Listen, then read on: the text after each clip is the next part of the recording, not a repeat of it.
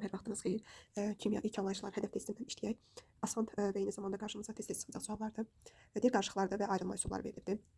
Biz bilirdik ki, xromatoqrafiya rəngin müxtəlifliyinə əsaslanan üsuluydu və bu eyni cinsli qarışıqların ayrılma üsulu. Aşağıda da soruşuruz ki, hansı homogen qarışıqları göstərir. Homogen, yəni eyni cinsli deməkdir. Xromatoqrafiyada eyni cinsli qarışıqlara aid görə x-i götürürük.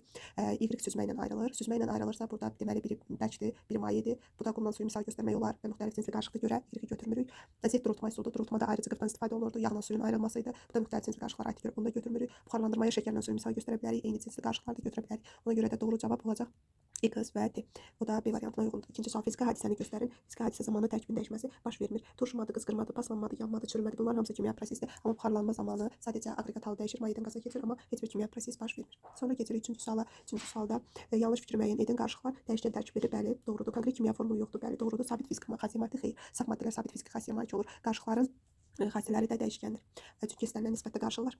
Sonra hansı proses zamanı sıxlıq artır? Sıxlığın artması deməli maye halın sıxlığı suda daha böyükdür bərkdən. O da böyükdür qaz halından. Sublimasiya zamanı bərkdən birbaşa qaz halına keçmədi. Bu zaman sıxlıq azalır, həcmi artırdı. Sıxlığın artması kondensləşmə prosesində baş verir. Çünki qaz haldan maye hala keçir və sıxlıq artır. Buxarlandırmada da yenə sıxlıq azalır. Ona görə yalnız ikinci variantda uyğundur.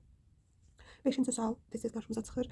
X, Y və Z maddələrindən ibarət qarışıqlardır. Bu maddələri ayırmaq üçün hansı əleyhicilərdən? Deməli, əsas məsələ onu bilək ki, təsəvvür edək ki, bir qabdır. İçində X də var, Y də var və Z də var. Və biz bunları bir-bir qarışıqdan bu maddələri ayırmalıyıq bir-bir. Elə bir şey tökməliyik ki, bir dənə həll olan olsun. Məsələn, suyu töksək görürük ki, bircə X həll olur, Y və Z məhlulda qalacaqdır. Ona görə də suyu tökürük. X-i həll edib çıxardırıq içərisində qaldı Y və Z. Ona görə su ilə olan hissəni sildik. Daha sonra baxırıq ki, birinci ilə suyu tökdük, bir həll olan olsun. İkinci spirti töksək, efirimi baxırıq, efiri töksək, 2 dənə həll olan olacaqdır. Həll olan olur. Spirti töksək, bir həll olur, bir həll olmur. Deməli, spirti tökərik, Y həll olar çıxar. Daha sonra da efiri tökərik ki, Z həll olsun. Ona görə cavab olacaq su, spirt, efir. O da C variantına uyğundur. Yəni həll olan bir dənə həll olan olmalı. Hər həll ediciyi tökəndə digər qalmalıdır məhlulda. Altıncı sual maddənin fiziki xassiyələrinə aid olanları seçin deyir. Fiziki xassiyyə onun kənardan baxarkən görünəndir. Rəngi fiziki xassiyyə aid etmək olar, aqreqat halı fiziki xassiyyə aid etmək olar. Sonra psixoloq da aid metallıq xassiyəsi kimyəvi xassiyədir. Ona görə 5 olan variantları tuluyuruq. Cavab olur rəng, aqreqat hal və sıxlığı 1, 2, 3. Cavab olur 1, 3, 4 variantı yoxdur. Görə cavab olur 1, 2, 3.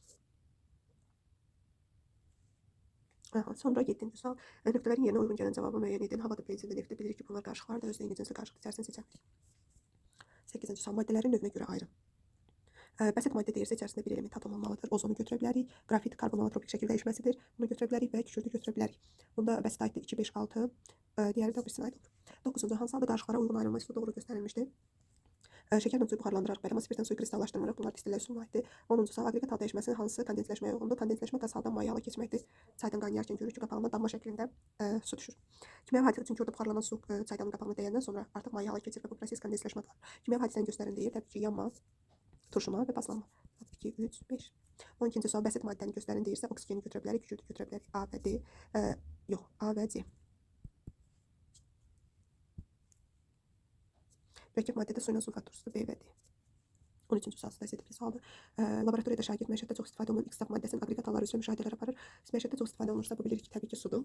Məlum olur ki, digər maddələrdən fərqli olaraq X maddəsinin aqreqat halının sıxlığı belədir, suda həqiqətən elədir. Qazdır, sonra sıxlıq artır. Mayedə bəli daha çoxdur sıxlıq. X maddəsinin kimyəvi formulu bildik ki, bu sudur, H2O. İkinci çevrilmədə hansı fizik hadisəsi baş verir? Yəni bəlkə də maye keçibsə ərimə baş verir.